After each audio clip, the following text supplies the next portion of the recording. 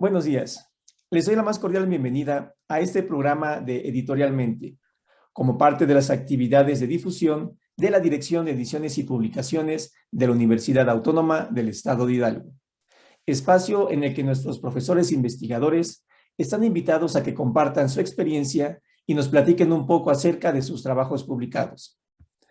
Soy el doctor Joselito Medina Marín, subdirector de Ediciones y Publicaciones, y el día de hoy estaremos hablando del libro Miradas sobre la diversidad, resultado del trabajo que realizó el doctor Sergio Sánchez Vázquez, de quien me permitiré dar una breve semblanza de su trayectoria académica. El doctor Sergio Sánchez Vázquez es antropólogo social, maestro en historia y etnohistoria, y doctor en antropología por la Escuela Nacional de Antropología e Historia. Ha publicado varios libros de antropología, historia y etnohistoria y múltiples artículos en revistas nacionales e internacionales, así como capítulos en libros publicados por la UNAM, el INA, el Colmex, la UAM, la Universidad Autónoma del Estado de Hidalgo y el SECA. Entre los reconocimientos que ha recibido se cuenta el Premio Estatal de Historia Municipal, otorgado por el Gobierno del Estado de México en 1996.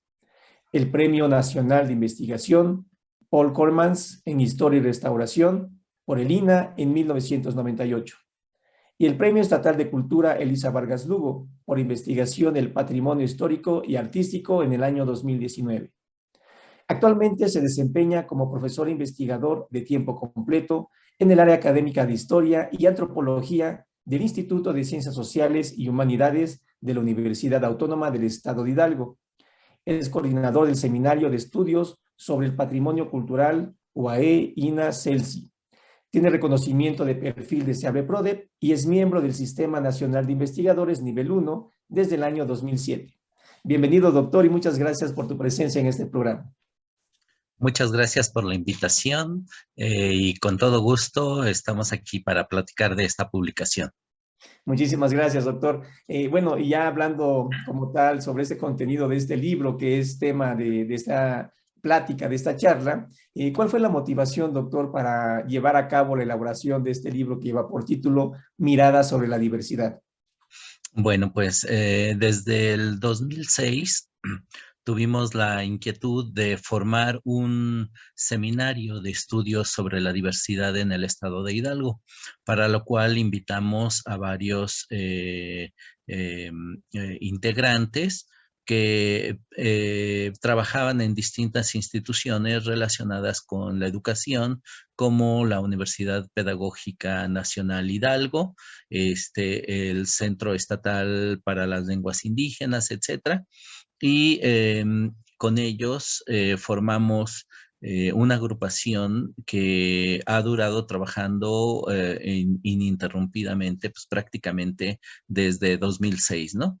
Y al interior de este seminario nosotros discutíamos temas relevantes relacionados con la diversidad, el multiculturalismo, la interculturalidad, en fin, todos estos temas que atienden a una problemática muy importante, no solo en el estado de Hidalgo, sino a nivel nacional, que es el problema de la exclusión social, de la marginación, el problema de la discriminación, que es uno de los problemas más importantes que tenemos a nivel nacional. Y producto de estas discusiones, del trabajo de todos los compañeros que estuvimos formando parte de este seminario, pudimos dar forma e integrar esta publicación alrededor del año 2009. Comenzamos a trabajarla y vio su publicación, ya vio la luz en el año 2012, ¿no?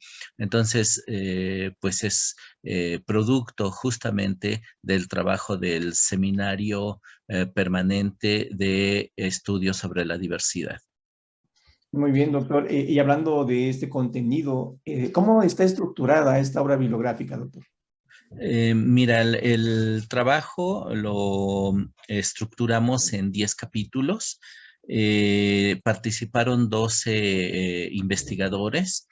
El bueno, primero la introducción la elabora un servidor y el primer capítulo lo desarrolla el antropólogo Michel Duquesnoy, que estuvo trabajando con nosotros en la Universidad Autónoma de Hidalgo y actualmente es docente en Chile. Se fue a una universidad chilena y está trabajando por allá.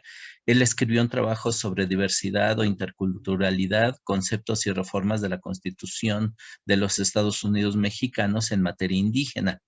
El segundo capítulo lo trabajó Isabel Escudero, una antropóloga también, que trabajó la comunalidad, una propuesta antropológica desde la diversidad cultural.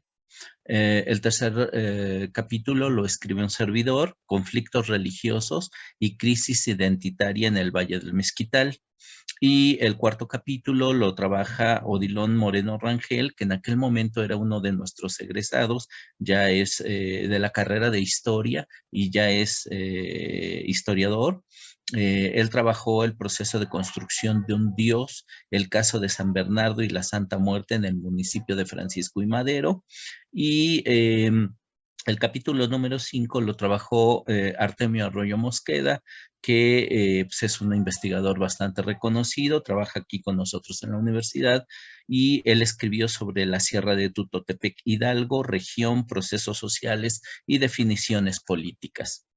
El capítulo número 6 lo trabajó la doctora Adriana Gómez Aiza, que también es una investigadora de nuestra casa de estudios, en conjunto con Laura Gómez Aiza, que es su hermana y que trabajaron, porque ella es bióloga y trabajaron mucho el tema de la cuestión de salud, junto con Rosalba Francisca Ponce Riveros, y trabajaron el tema de diversidad cultural y tolerancia en el campo de la salud, notas para el estudio del caso hidalguense, ¿no?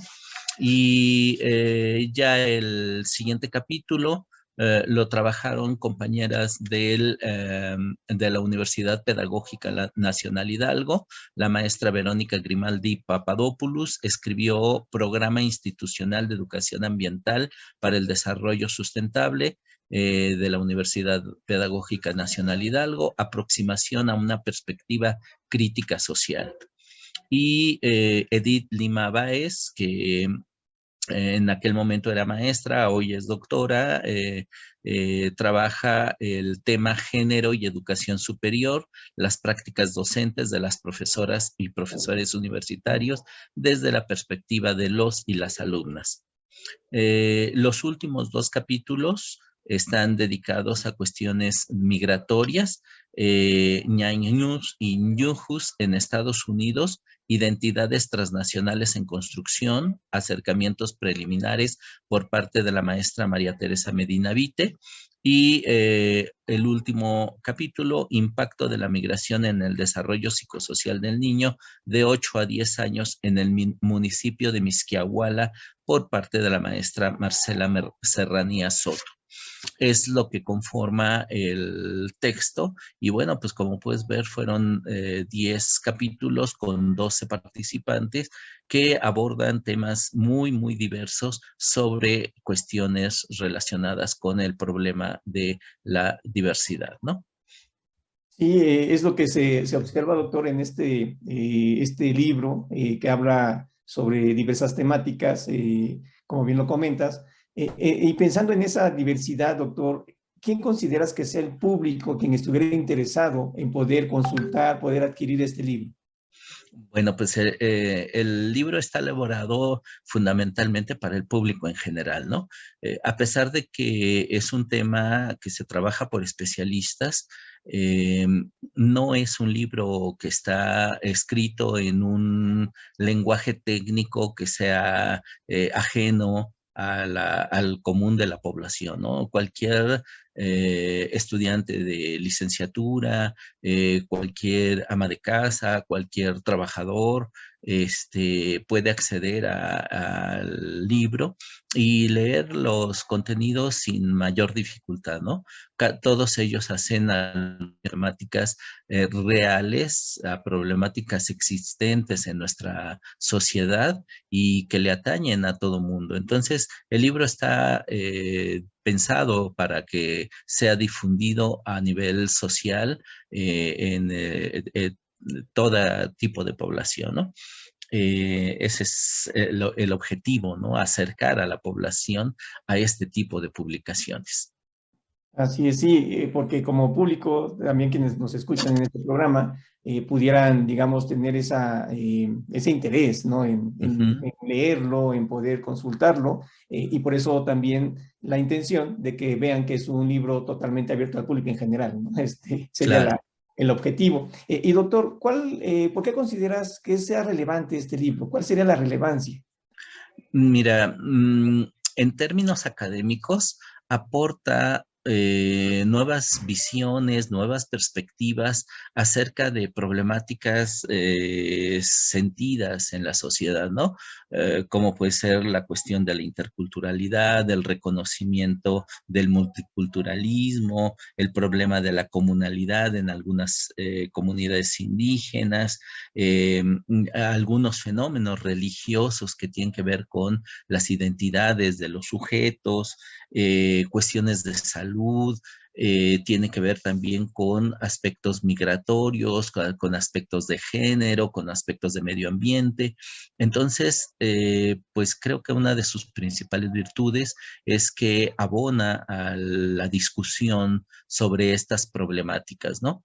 Y que pues de alguna manera puede acercar al lector al conocimiento de algunas de estas situaciones que muchas veces para la población pasan desapercibidas, ¿no? Pareciera que vivimos en una sociedad sin problemas, sin conflictos, y en realidad, pues, esta cuestión de la diversidad implica problemáticas muy importantes.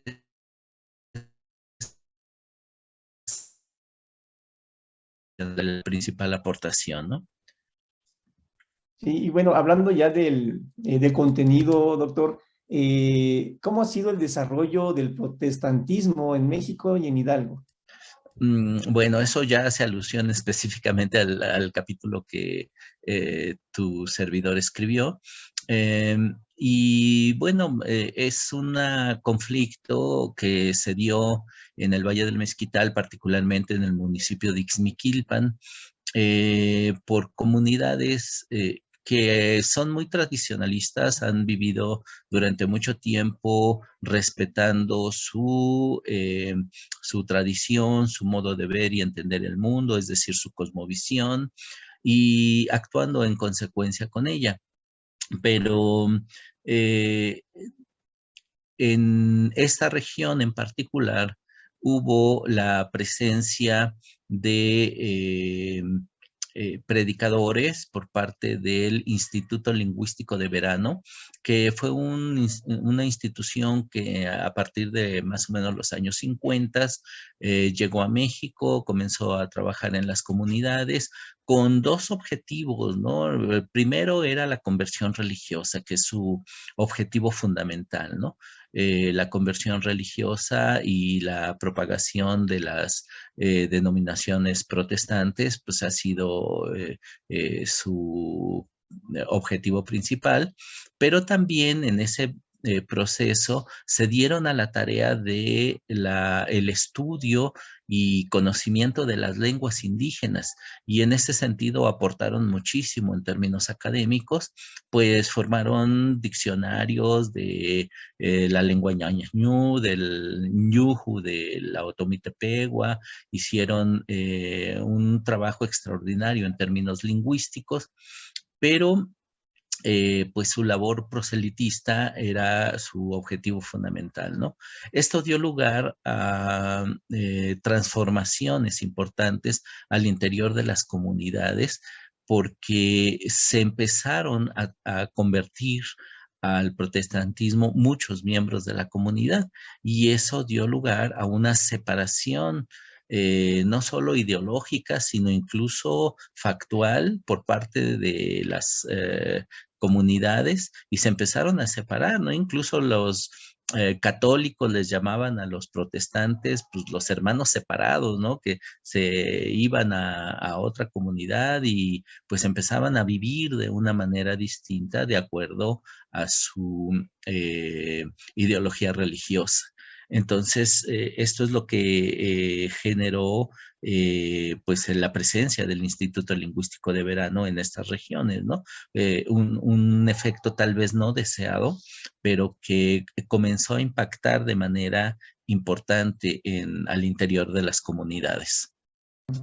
Sí, hablando, doctor, precisamente de estas, por así llamarla, discrepancias o más bien ideologías distintas, ¿no? Que existían entre las personas en ese entonces, o cuando se comenzó a dar esta diferencia de pensamiento religioso. Dentro del libro también se menciona a Ixmiquilpan y San Nicolás. ¿Cuáles son los conflictos religiosos que existen, doctor, en estos municipios?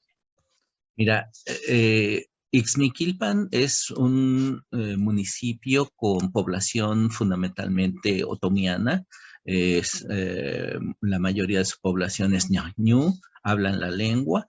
Y bueno, la parte mestiza también está muy otomizada, ¿no? Es decir, respetan mucho su cultura. San Nicolás es un barrio de Ixmiquilpan, quizá el barrio más tradicional de Ixmiquilpan, donde se conservan pues prácticas muy interesantes, como ellos hacen una fiesta a su señora, a San Nicolás, el 10 y el 11 de septiembre, donde comparten atole de chocolate y tamales a toda la comunidad el día 10, y al día siguiente hacen la ceremonia del charape, que es un pulque curado con especias delicioso, que se reparte a todo mundo que va a la fiesta. Y el mantenimiento de estas costumbres y de estas tradiciones, pues ha implicado que esta comunidad de San Nicolás, pues llame a los integrantes de su barrio a participar como mayordomos de las fiestas, a elaborar el chocolate, que lo hacen de manera tradicional en metate, a cocer los tamales en la noche, a recolectar el pulque y curarlo de la manera tradicional, en fin. Y el problema que se da es que los hermanos separados, es decir, los que se han ido convirtiendo al protestantismo, comienzan a decir no y a decir, pues ya no queremos participar en esas actividades porque son actividades religiosas, y a nosotros no en ellas, ¿no? Y entonces dejan de participar en las fiestas, pero también dejan de participar en las faenas comunitarias, y dejan de pagar algunos servicios como el agua, y resulta que el agua, la tierra y otros derechos como por ejemplo el panteón son comunitarios. Y la comunidad decide cómo se distribuye, ¿no? Y entonces, cuando los hermanos separados se niegan a pagar contribuciones, pues la gente de la comunidad, los católicos, reaccionan en contra de eso y les cortan el agua, les quitan el derecho a tierras comunales, y pues en algunos casos extremos hasta les prohíben enterrar a sus muertos en su panteón, ¿no? Y esto genera pues también una reacción muy fuerte por parte de los hermanos separados, y se crea el conflicto. Un conflicto que fue realmente muy fuerte, llegó a las armas, cobró varias vidas, requirió de la intervención no solamente de las autoridades locales, sino también de el gobierno estatal. Incluyó también la participación de derechos humanos, ¿no? Para la resolución del conflicto y entonces se tuvieron que juntar las partes y hacer varias reuniones para poder llegar a acuerdos, ¿no? Pero el problema no es solamente una cuestión religiosa, ¿no? Se meten muchas cuestiones económicas, políticas, sociales que forman parte de la vida de las comunidades. Entonces, básicamente en eso consistió el conflicto, ¿no? Sí, podemos observar ahí que lo que pueden hacer de una diferencia, digamos, de pensamiento religioso, pues también incluye algunos otros factores, ¿no? Algunas otras problemas que se dan. Y bueno, eso genera que se dé un contexto muy complicado, ¿no? Es muy Sí. complejo toda la relación que existe entre las comunidades. Y precisamente, doctor, con base en ello, ¿y cómo es que estos cambios culturales influyen en la vida de estas comunidades? Pues mira, en primer lugar, genera una división, ¿no? Eh, los cambios culturales no son solamente los que tienen que ver con la cuestión religiosa. Esa es una parte importante, pero hay otros cambios culturales que se están dando a nivel general con la introducción de la educación en todas las comunidades, con la llegada de carreteras, con los nuevos medios de comunicación, ¿no? La televisión, el radio, últimamente el internet, la telefonía celular, etcétera. En fin, en general con la penetración del modelo capitalista que ha avanzado de manera importante y que implica cambios muy radicales en las comunidades, ¿no? Algunos a favor, otros en contra. Y uno de estos fenómenos importantes ha sido la migración. La migración ha sido determinada por el factor económico, pero también ha influido de manera muy importante en la transformación social, pues la gente que se va al otro lado regresa con ideas diferentes, distintas, y mucha de la gente que se queda depende económicamente de las remesas que mandan estos migrantes, ¿no? Y estos migrantes, pues la mayoría de ellos todavía apoyan la realización de las fiestas, es decir, las remesas en buena medida se dedican a sufragar los gastos de la mayordomía que implica la realización de las festividades. Y entonces todos estos factores están formando parte de esa transformación cultural en la vida de las comunidades. Si a esto le agregamos la cuestión religiosa que está impactando en esta organización social, entonces pues tenemos que hay un rompimiento al interior de la comunidad, ¿no? Un rompimiento que se da por múltiples factores, pero donde el factor visible es fundamentalmente el cambio religioso, ¿no? Entonces, eso es lo que ocurre. Y hablando de esa separación, digamos, o ese rompimiento, algo también que nos llama la atención en su libro, doctor, ¿existe una pérdida de identidad al dejar al lado los lazos comunitarios establecidos como sistemas de santos? Mira, es muy complejo porque en realidad la identidad no se pierde, ¿no? La identidad se transforma y se transforma de una identidad religiosa católica a una identidad religiosa protestante, particularmente pentecostal, que implica otras situaciones, ¿no? El pentecostalismo implica el don de lenguas o glosolalia, implica las sanaciones milagrosas, implica que es el don de sanación, implica otras características que a las comunidades les aportan diferentes formas de entender y de vivir la vida, ¿no? Por ejemplo, en muchos casos ha sido benéfica esta introducción de estas religiones o de estas denominaciones religiosas porque han transformado, por ejemplo, aspectos como el alcoholismo. La gente por su religión le prohíben beber y entonces los hombres dejan de ver, las mujeres son más dedicadas a su hogar, en fin, implica cambios sociales al interior de los grupos comunitarios, ¿no?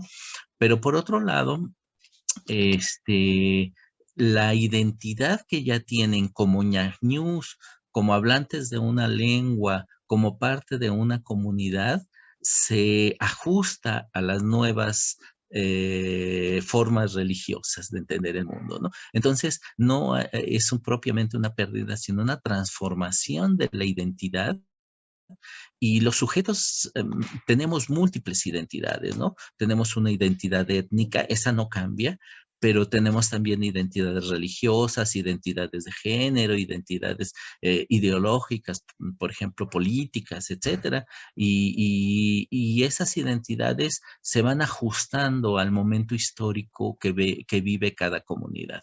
Entonces, es lo que ocurre en estas comunidades. Se van dando esas transformaciones y esos ajustes identitarios que sí llevan a una crisis identitaria al interior de la comunidad, porque los que conservan la tradición les preguntan a los hermanos separados, ¿son o no son parte de la comunidad? ¿No? Quieren agua, quieren tierras, quieren enterrar a sus muertos en nuestro panteón, pero ¿son o no son de la comunidad? Una de los aspectos a los que se ha llegado más o menos a acordar es que pues, los hermanos separados no van a participar en cuestiones religiosas, pero sí tienen que participar en las obligaciones sociales, ¿no? En la faena para arreglar caminos, en las cuotas para mejoramiento de la escuela, en fin, cosas que no implican cuestiones religiosas, pero que sí los hacen seguir formando parte de las comunidades y cumplir con las obligaciones comunitarias que tiene, ¿no? Que es la demanda por parte de los católicos. Entonces, por ahí va, si puedes notar, es un asunto sumamente complejo, ¿no? Donde están metiendo cuestiones económicas, políticas, sociales, ideológicas, religiosas, de todo tipo, y todas tienen que estar sufriendo ajustes para poder llegar a acuerdos que puedan, pues, si no solucionar los problemas, minimizarlos para que la sociedad pueda seguir funcionando, ¿no? Es proceso. Así es algo interesante, doctor, lo que comentas, y podemos pensar en esas identidades, como tal lo has comentado, no es que se esté perdiendo, sino más bien se está transformando. Y también algo que llama la atención, doctor, es de que podemos tener múltiples identidades, ¿no? No podemos Yes. agruparlas todas en una sola y cerrarnos tal vez en que es una sola identidad, sino más bien podemos sí estar de acuerdo en ciertas cosas, en otras cosas tal vez tengamos algunos puntos de vista distintos, pero es identidad que nos va definiendo. Pero algo Claro. importante es esa multiplicación de identidades, por así decirlo. Ujú. Así es. Y efectivamente, ¿no? La gente ha ido creando múltiples identidades y es muy curioso porque no dejan de ser ñañús, no dejan de hablar la lengua, no dejan de ser migrantes porque también hay una cultura de la migración y sin embargo, ajustan su identidad a estas nuevas ideologías religiosas. Y bueno, pues todo es una cuestión en este tema de la diversidad y de la interculturalidad que implica la convivencia de distintas culturas, pues se ha llegado a acuerdos importantes. Y el acuerdo más importante es que los problemas se resuelven a través del diálogo, ¿no? Con una actitud dialógica es como se pueden solucionar las problemáticas. Los momentos álgidos del conflicto, que fue cuando tomaron armas y delimitaron trincheras y dijeron de aquí no pasan, y los otros dijeron si no nos ponen el agua, la tomamos por la fuerza, pues esas cuestiones sí se tienen que arreglar a través del diálogo, ¿no? Y a veces hacen falta interlocutores que metan orden, es decir, que impongan autoridad, como es el caso de las autoridades estatales, municipales, también por parte de derechos humanos, que jugó un papel importante en ese proceso, porque se tienen que respetar los derechos de todos, ¿no? Y los que cambian de religión, nuestra Constitución les garantiza la libertad de culto. Entonces, no pueden ser obligados a dejar su preferencia religiosa, pero también en el sentido comunitario, pues también tienen que cumplir con sus obligaciones, ¿no? Porque los recursos se manejan justamente a nivel comunitario. Entonces, es una cuestión de diálogo y es una cuestión de llegar a acuerdos que sean más o menos satisfactorios para todos. No podemos llegar a resoluciones absolutas. Es más, los problemas no han terminado. Continúan estas problemáticas y continúa el proceso de transformación y de ajuste identitario, ¿no? Pero, poco a poco se van resolviendo las problemáticas, se van minimizando las acciones y se va llegando a acuerdos que más o menos benefician a la mayoría de la población, ¿no? Y pues es a lo que se aspira, ¿no? Entonces, pues es parte de todo ese proceso histórico-social de nuestras comunidades. Así es, doctor. Algo importante que has mencionado, yo creo que es clave, precisamente es ese diálogo, el diálogo que debe existir entre las personas, las comunidades, y todos, mientras se den un clima de respeto, yo respeto tu identidad, respeta mi identidad, entonces yo creo que no había ningún problema, esperaremos que así fuera, y bueno, estos conflictos pues se lleguen a reducir y en su caso pues eliminar completamente, siempre con esa postura positiva, ¿no? De arreglar las cosas, porque muchas veces coinciden en ciertas identidades, en algunas otras tal vez no, pero bueno, mientras respetemos el pensar de los demás, yo creo que nos evitaríamos de muchos problemas. Claro.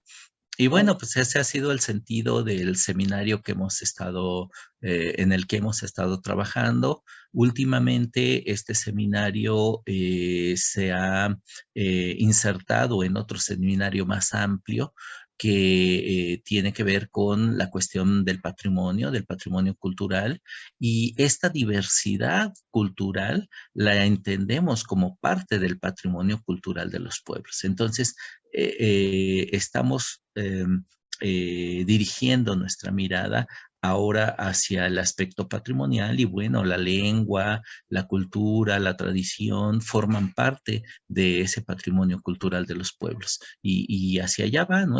Nuestro trabajo, que ha ido del estudio de la diversidad ahora al estudio del patrimonio cultural. Y pues es parte también de los procesos que estamos pasando, ¿no? Así es, doctor. Doctor, muchísimas gracias por tu apertura para esta entrevista, muy enriquecedora, muy interesante sobre todo conocer, ¿no? De toda esta parte de diversidad relacionada con la diversidad, porque muchas veces también vemos que ese tipo de conflictos que se llegan a dar, no solamente en el contexto religioso, sino en muchas otras temáticas relacionadas con diversidad. Doctor, muchísimas gracias por tu participación en esta entrevista. Pues muchas gracias a ustedes, muchas gracias por la invitación y es un gusto siempre poder platicar de lo que hacemos como parte de nuestra labor académica en la universidad, ¿no? Encantado.